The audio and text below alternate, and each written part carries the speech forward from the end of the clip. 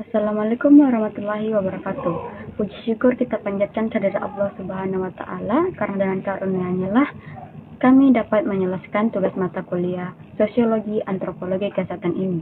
Tidak lupa pula selawat serta salam kita kirimkan kepada junjungan kita Nabi besar Muhammad Shallallahu alaihi wasallam.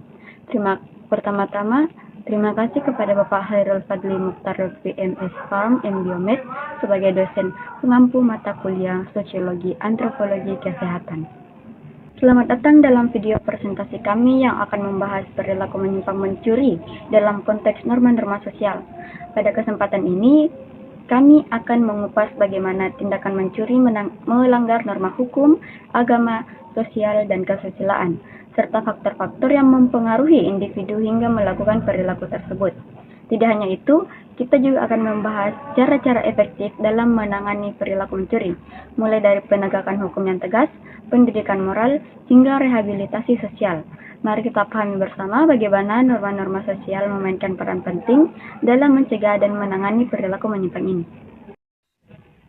Selanjutnya, izinkan saya memperkenalkan anggota kelompok kami. Yang pertama ada Mahlika Uya Nabila dengan NIM 240306502036 sebagai pemateri pertama dan kelima. Yang kedua ada Mega Purnama dengan NIM 240306501018 sebagai pemateri kedua. Yang ketiga ada Muhammad Adrian Faturrahman Bali dengan NIM 240306500035 sebagai pemateri ketiga. Yang keempat ada Muhdazin dengan NIM 240306501017 sebagai pemateri keempat. Yang kelima ada saya sendiri, Sartika Dewi dengan NIM 240306501046 sebagai moderator. Baik, terima kasih moderator. Saya akan menjelaskan perilaku menyimpang mencuri. Nah, perilaku menyimpang adalah perilaku yang tidak sesuai dengan norma-norma yang berlaku dalam suatu masyarakat. Perilaku menyimpang tidak hanya merujuk pada pelanggaran hukum, tetapi juga pelanggaran terhadap norma sosial, agama, dan moral. Perilaku mencuri salah satu bentuk perilaku menyimpang, merupakan tindakan yang tidak hanya melanggar hukum, tetapi juga norma-norma lainnya, yang menjaga keharmonisan sosial. Nah, selanjutnya ada jenis-jenis norma yang dilanggar oleh perilaku menyimpang mencuri. Nah, norma-norma yang dilanggar oleh perilaku menyimpang mencuri meliputi yang pertama ada norma hukum. Pencurian merupakan pelanggaran hukum pidana dan pelaku dapat dikenakan sanksi hukum sesuai dengan undang-undang yang berlaku di suatu negara. Yang kedua ada norma agama. Hampir semua agama melarang tindakan pencurian karena mencuri bertentangan dengan prinsip kejujuran dan tanggung jawab moral yang diajarkan oleh agama. Yang ketiga ada norma sosial. Di dalam masyarakat, mencuri dipandang sebagai tindakan tidak etis dan merusak kepercayaan sosial. Pelanggaran terhadap norma sosial ini seringkali berujung pada pengecilan atau stigma terhadap perilaku. Dan yang terakhir ada norma kesusilaan. Mencuri juga melanggar norma kesusilaan yang mengatur tingkah laku baik dan buruk yang mengarah pada penghargaan hak milik orang lain. Menurut Siegel 2018, perilaku menyimpang dapat dikategorikan berdasarkan tingkat keparahannya, yaitu perilaku yang dapat melanggar norma ringan seperti etika atau perilaku yang melanggar norma berat seperti kejahatan. Assalamualaikum warahmatullahi wabarakatuh. Perkenalkan, nama saya Mega Purnama dengan NIM 240306501018. Faktor penyebab perilaku menyimpang mencuri. Ada beberapa faktor yang menyebabkan individu melakukan perilaku menyimpang mencuri. Di antaranya yaitu yang pertama, faktor ekonomi. Keterbatasan ekonomi seringkali menjadi alasan utama seseorang mencuri. Individu yang mengalami kesulitan keuangan mungkin merasa terpaksa mengambil barang milik orang lain untuk memenuhi kebutuhan hidupnya. Yang kedua, faktor lingkungan sosial. Lingkungan yang permisif terhadap perilaku kriminal atau berada di sekitar individu yang sering melakukan tindakan menyimpang dapat mendorong seseorang untuk meniru perilaku tersebut. Yang ketiga, faktor pengaruh teman sebaya. Interaksi dengan kelompok yang memiliki nilai-nilai menyimpang dapat memengaruhi individu untuk terlibat dalam perilaku mencuri.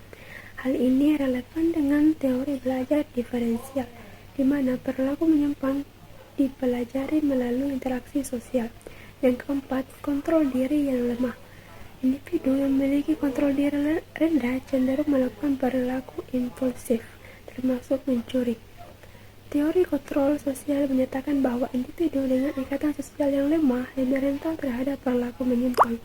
Yang kelima, ketidakadilan struktural. Ketimpangan sosial dan distribusi kekayaan yang tidak merata seringkali menjadi pemicu perilaku mencuri.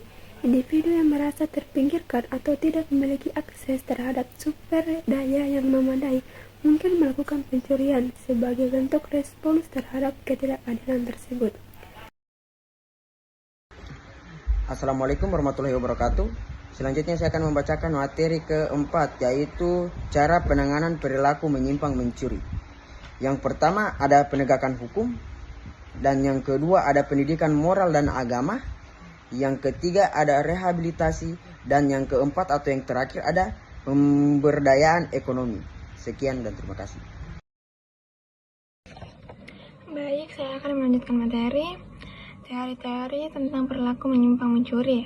Yang pertama, teori anomi menyatakan bahwa perilaku menyimpang seperti mencuri dapat terjadi ketika individu tidak mampu mencapai tujuan yang diharapkan melalui cara-cara yang sah. Ketidaksesuaian antara tujuan dan sarana yang sah menyebabkan frustasi dan mendorong perilaku menyimpang sebagai solusi alternatif.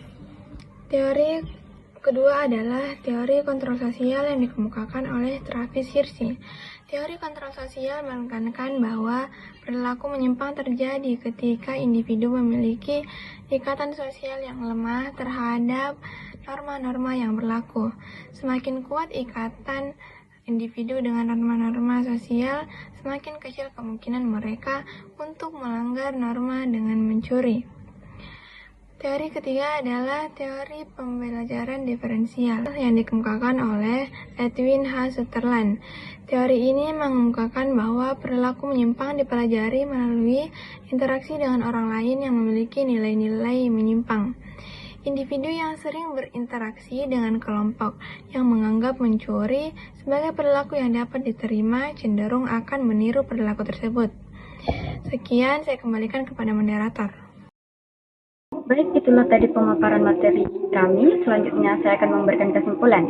Dapat disimpulkan bahwa perilaku mencuri melanggar berbagai norma, termasuk norma hukum, agama, sosial, dan kesusilaan. Perilaku menyimpang ini dipicu oleh faktor-faktor seperti tekanan ekonomi, lingkungan sosial yang negatif, lemahnya kontrol diri, serta ketidakadilan sosial.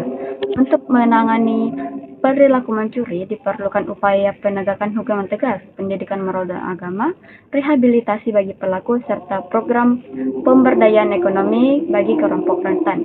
Oleh karena itu, perlu adanya kerjasama antara pemerintah, masyarakat, dan lembaga sosial dalam memperkuat norma-norma sosial dan menyediakan dukungan bagi individu yang rentan terjerumus dalam perilaku menyimpang.